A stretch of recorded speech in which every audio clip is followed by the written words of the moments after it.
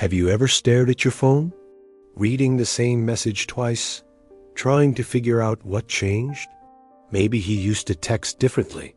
Maybe he used to sound softer, closer, more certain, and now something feels distant, not fully gone, but not fully there either. And the hardest part is, you can feel it before you can explain it. You start replaying conversations in your head. Did I say too much? Was I too available? Did I make him lose interest? And suddenly, your whole nervous system becomes focused on one person's energy. One delayed reply, one shift in tone, one moment of silence. Most women never talk about how exhausting this becomes, because from the outside, you still look calm, you still function, you still smile, but internally, you are carrying emotional noise all day long, trying not to feel abandoned, trying not to panic, trying not to ask for reassurance, trying not to become too much. And here's the painful part no one talks about. Sometimes you are not even afraid of losing him. You are afraid of what losing him would make you feel about yourself. Unchosen. Replaceable. Forgettable. So you start holding tighter emotionally. Even if you say nothing out loud. And men feel that shift. Not because women are weak. But because emotions leak. Energy speaks before words ever do. And this is where everything begins to change. Not when you finally learn how to keep someone, but when you finally understand why you are abandoning yourself just to feel emotionally safe. Because attachment is not always love. Sometimes it is fear, wearing the face of love. And once you see that clearly, you stop chasing people who only give you fragments of certainty. You stop begging for emotional clarity through overthinking. And for the first time, you become still enough to see the truth. Not the fantasy. Not the potential. The truth. And that truth will either deepen the connection or set you free from needing it to survive. First, you need to understand something very important. Your reaction makes sense. The anxiety, the overthinking, the emotional spiraling.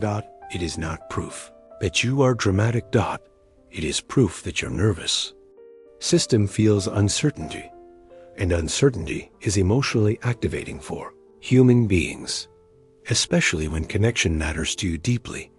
Most women blame themselves for this. They say things like, I need to stop caring. I need to be less emotional. I need to act unbothered. But healing is not becoming cold. Healing is becoming safe within yourself. There is a difference, because pretending not to care still comes from fear, real. Peace feels different. It does not need performance. Most women who overthink relationships are not crazy. They are emotionally hyper-alert, not always scanning for shifts, changes, distance, signs, because somewhere along the way, love became connected to unpredictability. And when affection suddenly changes, your nervous system interprets it as danger. This is why silence feels so loud to you.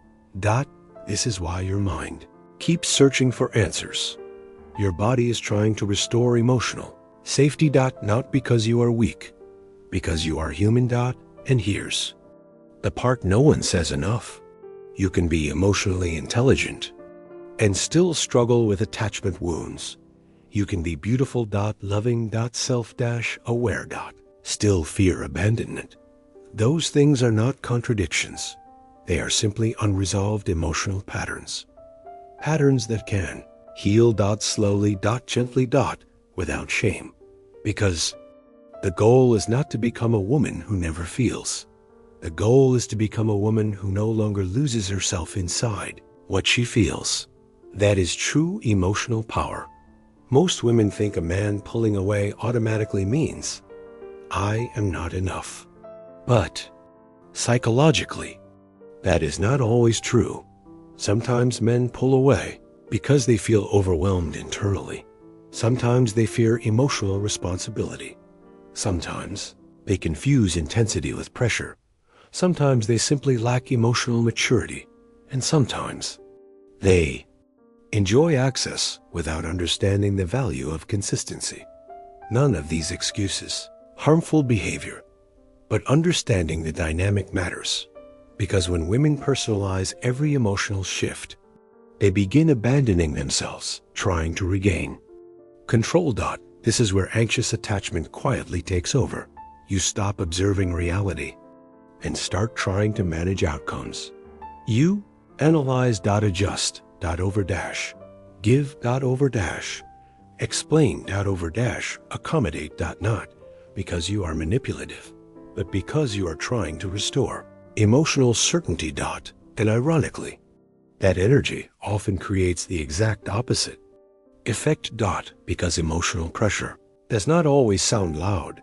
Sometimes it sounds like excessive understanding, excessive availability, excessive emotional labor. Most women do not realize this, but when your entire emotional state becomes dependent on someone staying consistent, you unconsciously hand them psychological power over your nervous system. And men feel that dependency, not always consciously, but emotionally. This is why emotionally grounded women feel different, not because they play games, not because they act distant, but because they are connected to themselves. First, they do not collapse emotionally every time energy shifts. They observe, they breathe, they assess. And this changes everything, because healthy attraction requires emotional polarity, not control. Not chasing, not emotional chaos. Safety, space, presence. Self, respect. A man becomes emotionally attached when being around you feels emotionally nourishing, not emotionally consuming. And that starts with your relationship to yourself, not your ability to keep proving your worth. When a connection feels uncertain, most women instinctively move toward it. Emotionally, mentally, energetically. They try to fix the distance before understanding it. And it usually looks innocent. More effort, more reassurance. More patience, more emotional availability. But here's the hidden psychology behind this. When fear enters the connection, your energy stops flowing naturally. It starts reaching. And reaching energy feels very different, even in silence, even through kindness, because fear always carries urgency underneath it. This is why chasing rarely creates deeper emotional attachment. It creates imbalance.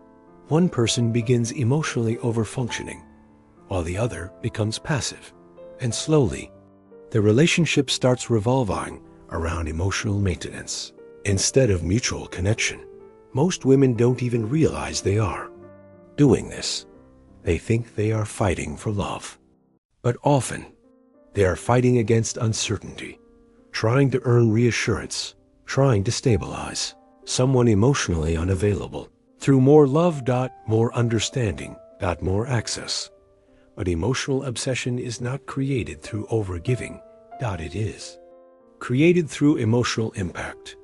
And emotional impact comes from presence, not pursuit. This is where everything shifts. The moment you stop trying to force clarity and start allowing behavior to reveal itself naturally. Because people always reveal themselves eventually, especially when you stop interrupting the process with over-efforting. And here's the deeper truth. A woman who constantly fears losing someone cannot fully relax into her feminine energy. Her nervous system stays in survival mode. Monitoring. Predicting. Preventing abandonment before it happens.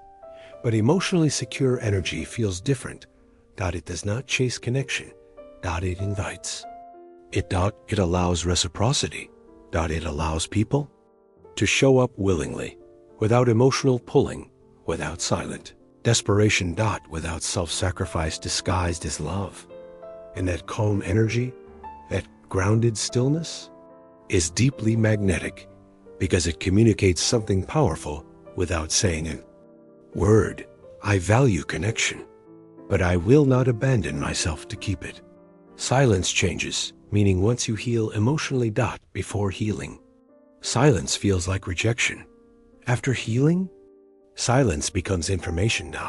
And that difference changes your entire life. Because silence reveals things words often hide. It reveals consistency. Intentions. Emotional maturity. Investment. Character. Most women panic inside silence because they immediately internalize it. What did I do wrong? But emotionally grounded women ask different questions. What is this showing me? That shift is powerful. Because now you are observing reality instead of emotionally collapsing inside it. Here's the part no one talks about. Silence is not always punishment. Sometimes silence is simply exposure. Exposure of emotional inconsistency. Exposure of avoidance. Exposure of low effort. Exposure of incompatibility. And painful as it may feel, that information protects you. Not every distance needs to be closed. Not every connection needs to be saved. Sometimes the silence itself is the answer, and emotionally powerful. Women understand this. They stop forcing conversations that require mutual willingness. They stop trying to decode emotionally unavailable behavior into potential. They stop romanticizing confusion, because confusion rarely creates peace, and love, real love, does not constantly leave you emotionally starving. This is where your identity begins shifting from how do I make him stay to does this connection actually feel safe for me? That question changes everything. Because now your focus returns to alignment, not attachment. And most women don't realize the moment you stop chasing validation, you become emotionally untouchable in the healthiest way. Not cold, not guarded, just rooted. You no longer interpret someone's inconsistency as proof of your inadequacy. You simply see it clearly, and clarity is one of the most peaceful forms of self-respect.